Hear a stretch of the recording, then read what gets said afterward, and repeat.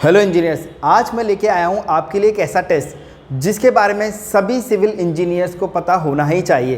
तो क्या है ये टेस्ट? ये टेस्ट है हमारा क्यूब टेस्ट। तो आज की इस वीडियो में हम बात करेंगे क्यूब टेस्ट के बारे में, जिसमें मैं आपको बताऊंगा इस टेस्ट को हम क्यों परफॉर्म करते हैं और कैसे परफॉर्म करते हैं। तो चलिए मेरे साथ।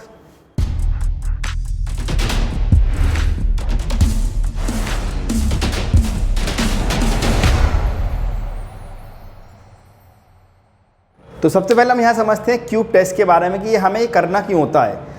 तो यहाँ पर अगर हम इसका डेफिनेशन लिखें, to find the compressive strength of concrete.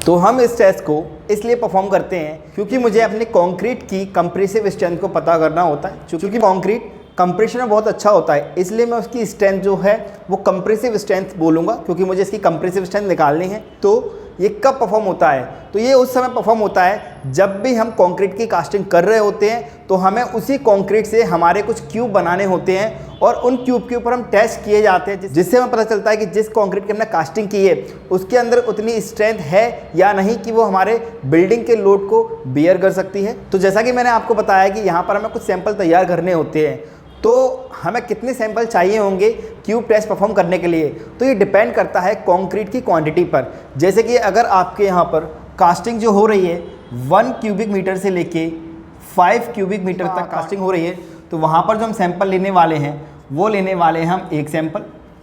वहीं अगर हम बात करें कि जो आपकी कास्टिंग हो रही है 6 क्यूबिक मीटर से लेकर 15 क्यूबिक मीटर तक, तो वहाँ पर जो आप सैंपल लोगे वो लेने वाले हो आप 2 सैंपल।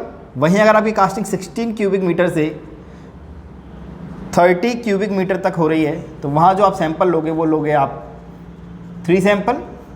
और अगर वहीं हम बात करें 31 क्यूबिक मीटर से 50 क्यूबिक मीटर तक,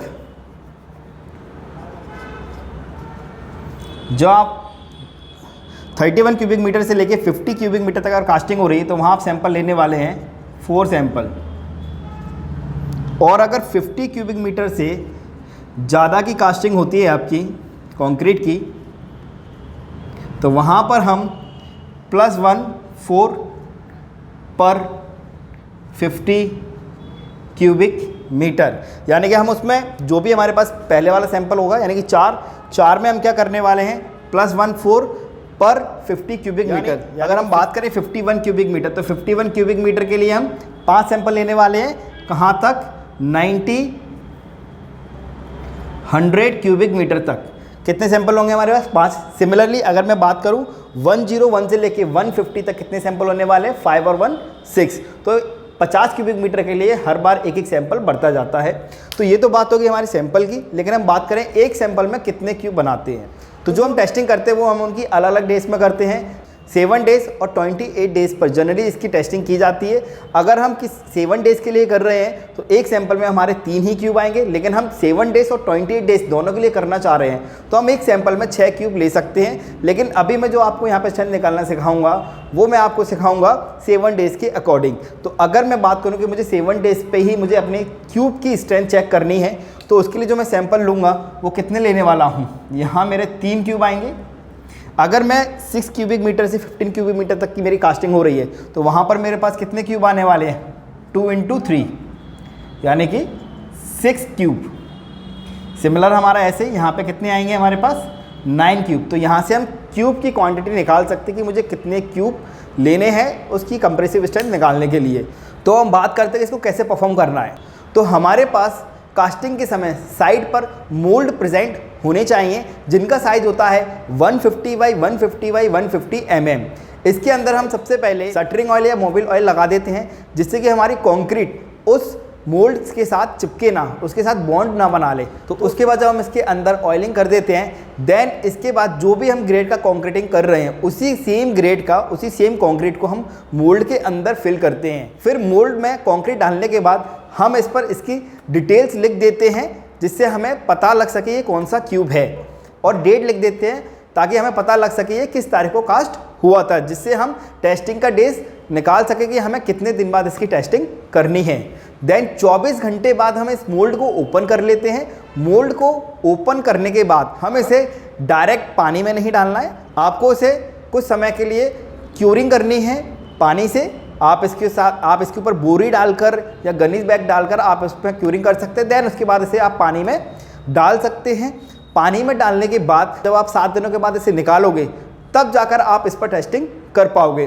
तो यहाँ पर जो हमारी कंक्रीट होती है, तो अब उसकी मुझे स्ट्रेंथ पता करनी है कि मेरा क्यूब तो बन के तैयार हो गया है, लेकिन मुझे पता करना है कि उसकी स्ट्रेंथ कितनी आनी चाहिए, वो कब फेल नहीं होगा और कब वो मेरा क्यूब पास होगा। तो जो हमारे कंक्रीट की स्ट्रेंथ होती है वो हमें कैसे पता करना है, तो जैसे मैं आपको बताऊँ, सपोज कर लेते हैं कि मेरे पास ये M25 ग्रेड की मैं कास्टिंग कर रहा हूँ। इसमें M बताता है मिक्स को और 25 बताता है उसकी कंप्रेसिव स्ट्रेंथ। कंप्रेसिव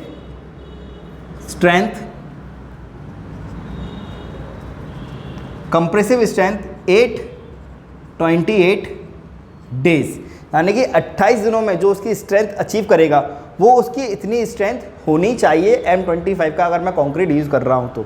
लेकिन यहाँ पे मैं जो टेस्टिंग कर रहा हूँ वो 7 डेज़ पे कर रहा हूँ, तो हर दिन पे अलग अलग हमारे कंक्रीट की स्ट्रेंथ होती है, तो वो मैं आपको नोट करवा देता हूँ। जैसे अगर हम बात करें 1 डे पर, अगर आप वैसे 1 डे पर हम करते नहीं हैं, लेकिन अगर 1 डे पर आप कंक्रीट की स्ट्रेंथ जो निकालोगे वो आपकी आएगी 16%। वहीं अगर आप 3 डेज़ पर निकालोगे तो वो आएगी आपके पास 33%। अगर आप उसे 7 डेज़ पर निकालोगे तो वो आने वाली है आपके पास 66%। और अगर वहीं आप इसे 14 डेज़ पर निकालोगे तो जो आपकी स्ट्रेंथ आएगी वो आएगी अप्रॉक्सीमेट 90%।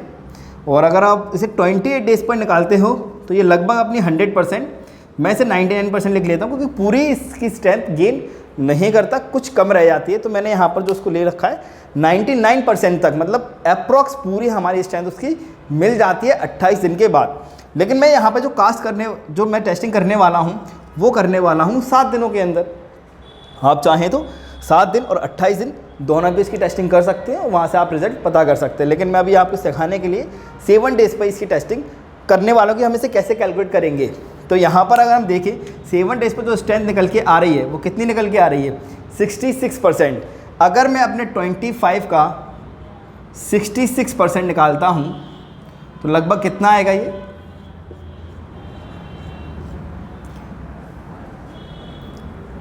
तो लगभग ये कितना निकल के आया है, ये निकल के आया मेरे पास 16.5। इसको मैं बोल सकता हूँ मेगा पास्कल या न्यूटन पर mm²। यानी कहने का मतलब ये है कि अगर मैं 7 दिन के बाद अपने क्यूब की स्ट्रेंथ चेक कर रहा हूँ तो जो मैंने 3 क्यूब बनाए थे उनका जो एवरेज आना चाहिए वो एवरेज मेरा इतना आना चाहिए। तो चलिए कैसे करते हैं शुरू, उसको देखते हैं हम यहाँ पर।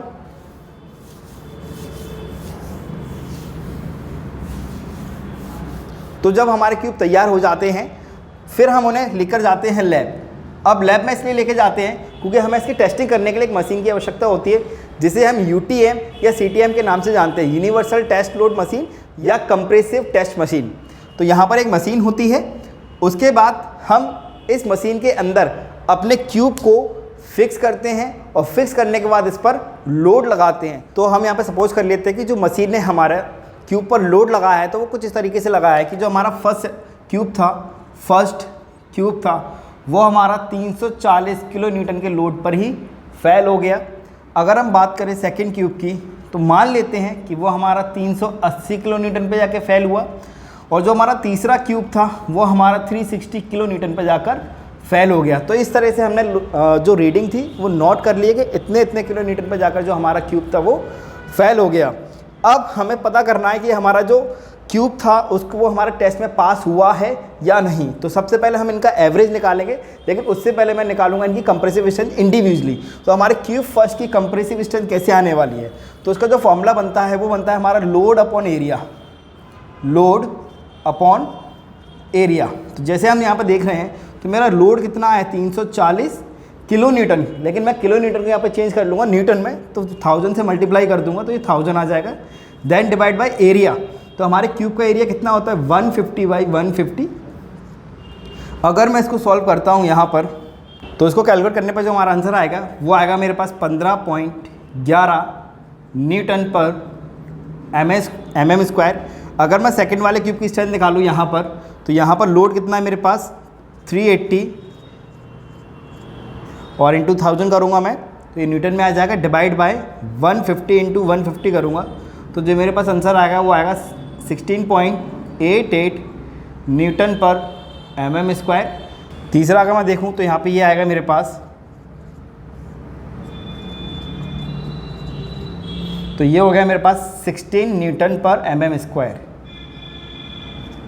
तो ये मैंने सारे सॉल्व कर लिए हैं, जो मुझे निकल के आ रहा है 15.11, 16.88 एंड 16 न्यूटन पर mm स्क्वायर। अब मैं निकालूंगा इनका average, 15.11 plus 16.88 plus 16 divide by 3, तो यहाँ पे जो मेरा आंसर आएगा 32 और 5 37, 10 47,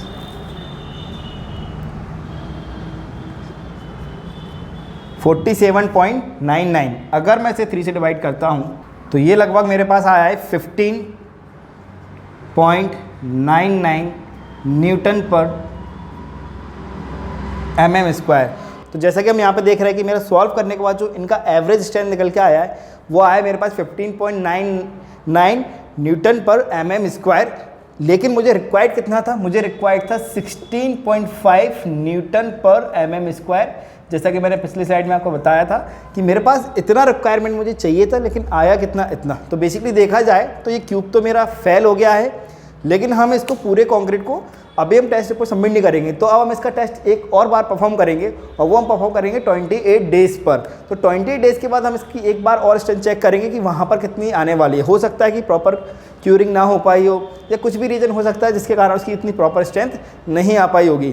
तो बस फिर हम उसे 28 डेज़ बाद एक बार और रिवाइज करेंगे, जो हमने और क्यूब बना रखे होंगे, क्योंकि हम केवल 3 ही क्यूब बना के नहीं रखते, हम वहाँ बहुत सारे क्यूब कास्ट करके रखते हैं, जिससे हमें फ्यूचर उसका यूज आता रहे। आई होप आपको इस वीडियो से समझ में आ गया होगा कि हम क्यूब की कंप्रेसिव स्ट्रेंथ कैसे निकालते हैं और कैसे पता करते हैं कि हमारा क्यूब फेल हुआ है या पास हो गया है। तो ऐसे ही नॉलेज लेने के लिए बने रहिए सिविल गुरुजी के साथ, मैं आपके ऐसे काम की वीडियो लाता रहूँगा।